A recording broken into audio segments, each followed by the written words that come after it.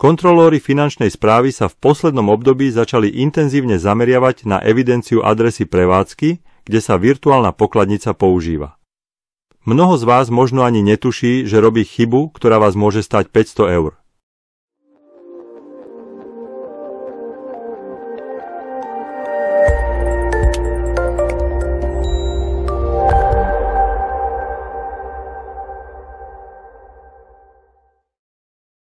Pokladnicu je možné zaregistrovať dvoma spôsobmi, ako štandardnú, určenú pre pevné prevádzky, alebo ako prenosnú, ktorú môžete využívať na rôznych miestach.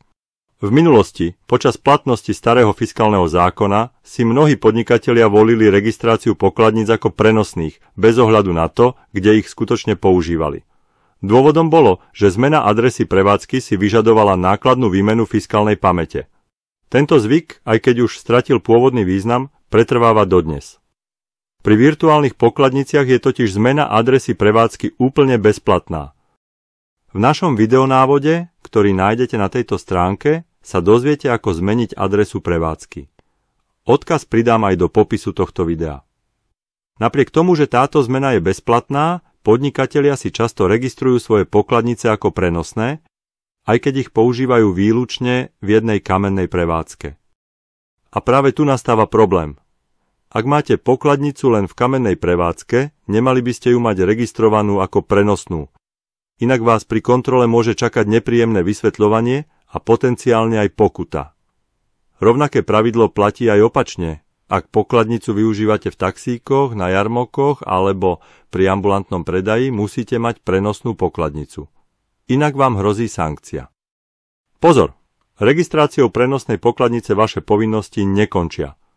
Pri prenosnej pokladnici ste povinní v systéme e-kasa evidovať aj aktuálnu polohu, kde sa pokladnica používa.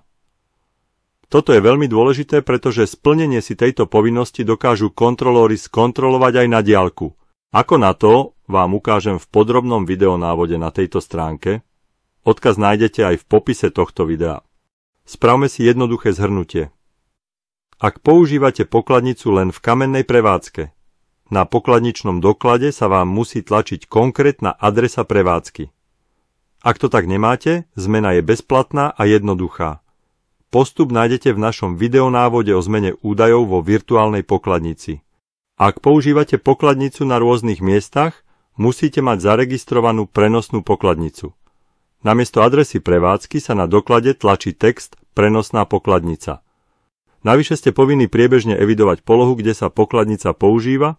Podrobný postup nájdete v našom videonávode o evidencii polohy. Nepodceňujte tieto povinnosti. Finančná správa kontroly sprísňuje a pokuta za tento správny delikt je v rozsahu 500 až 15 000 eur, čo nie je zanedbateľná suma. Radšej si teraz skontrolujte svoje nastavenia a v prípade potreby ich upravte pomocou našich videonávodov. Odkazy na oba návody nájdete priamo v popise tohto videa. Určite si ich pozrite. A ak poznáte ďalších podnikateľov, pošlite im toto video. Môžete im tak ušetriť kopec starostí a nepríjemných komplikácií, ktoré sa dajú jednoducho predísť.